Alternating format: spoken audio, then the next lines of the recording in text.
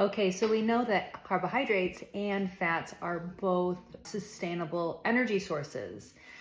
So where we run into problems is when we have too much of each of them at our meals. If we have a high carbohydrate and a high fat, this is where we kind of run into a energy crisis, if you will, right? Because each of them want their own time. Is that a carbohydrate is a faster moving, right? It digests faster, it absorbs into our bloodstream faster, it's more readily available to us. So if you have been following me for a while, then you understand that I carb cycle. I put my carbs around when I need them, when I want them to act for me quickly. And that's usually after my workouts. And I also use it as a comfort food before I go to bed. Now, as far as fats are concerned, so fats are going to stay in your system a little bit longer. They're going to make you feel fuller. They're going to sustain a little bit longer.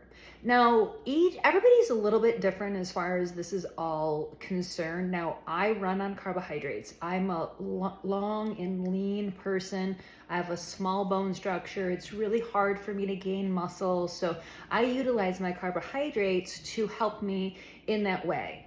If you are someone that could just like look at some weights and, put on muscle, or, you have maybe a bulkier body style, then you may find that fats are a better burner for you. So if you're not like getting the results that you need or want, or you're confused about your food, or you need to have a different outlook, that is the first place that I would look, is how many carbohydrates and fats do we have? Now that is, of course, where all of this macro counting stuff comes in, is it teaches you more about how to balance. But it's important to know where to put them. So if you have, even if you have 30, 30% carbs, 30% fats, and 30% protein as your macro count, it doesn't mean that it should be 30 through every single meal. So some of it might be that you need 50% carbohydrates in a meal, and then only 10 or 20% of your fats towards that.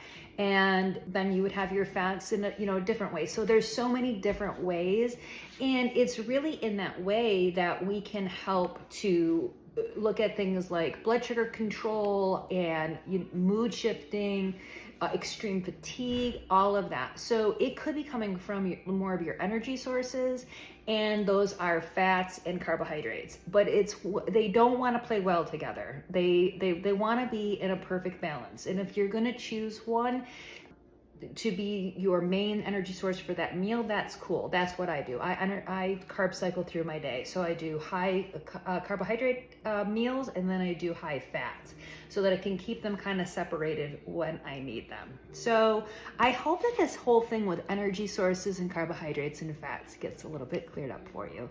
See you next time.